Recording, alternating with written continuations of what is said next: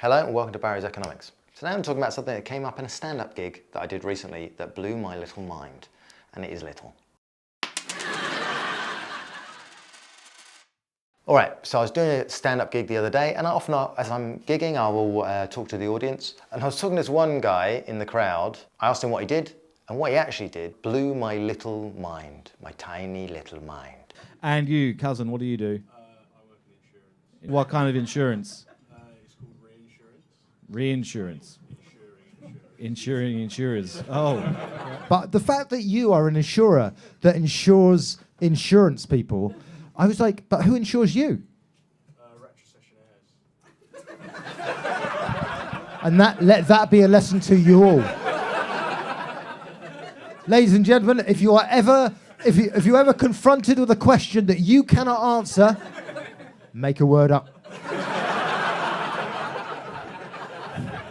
Retrocessionaire, the reinsurer of reinsurers. So insurers spread risk by passing it to other reinsurers.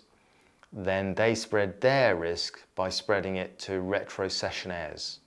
So it's like a meta layer of financial insulation, kind of financial Russian doll. And this is where the present financial system suddenly begins to kind of fall apart, the idea of risk taking in entrepreneurship. When people talk about, like, I take a load of risks, it's like, actually, if you're rich, you don't take risks because you've got retrocessionaires.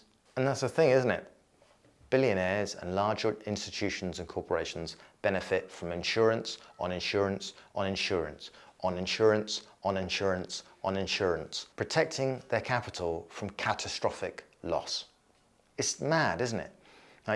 So when losses are so widely spread via retrocession, billionaires and large corporations are cushioned.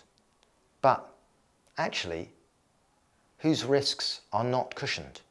Wait, I know the answer to that. I know the answer. Imagine two people walking a tightrope. One's got a net, and the other's called a net, but doesn't have a net. Yes, I made it more complicated than it needed to be by naming one of them a net. That's on me. But we're there now, so just go with it. In fact, one of them doesn't just have a net, they've got a trampoline underneath. So it's quite fun falling down. But that's the billionaire, backed by insurance, reinsurance, and retrocession, whatever the fucking called an air. And the other person, a net, that's you. No net, even though they're called a net. Imagine being called a net and dying because there wasn't a net. The irony. And then, when somebody suggests, hey, maybe billionaires should chip in and support a communal net so nobody needs to hit the ground hard, people say in response, no, they've earned their wealth. They're the risk takers, you see? They've taken the risk and they've got the reward. Mate, they've got 3 bouncy castles under them and another 7 actual castles to support them. They're not the risk takers. In that scenario, you're the risk taker, Annette, just trying to get through a Tuesday without going into your overdraft. So what are the biases involved here? Firstly, the status quo bias, which says, well, I don't get multiple layers of protection, why should they? But when a wealth tax comes up, they defend the status quo, saying, well, they earned it, they deserve to keep it, they've taken the risks, they should keep the reward. The invisible protection creates a false narrative of merit rather than structural advantage. Then there's naive realism. That's naive realism. So each side thinks that's just reality. But the difference is shaped by layers of protection.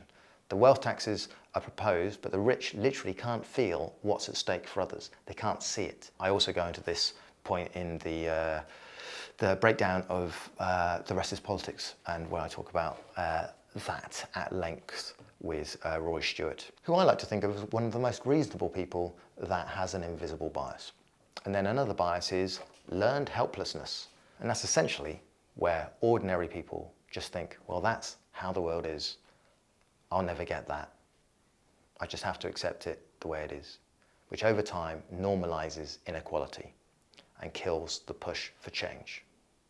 Change like wealth taxes. So those are the biases in that. Thanks to that guy in the audience. Don't know where he is now, but he's probably doing all right. And as I said before, this is just Project Inequality Feedback Loop. If you see inequality, say it. See it, say it, sorted. I think I'm ending every single video like that. Thanks for watching.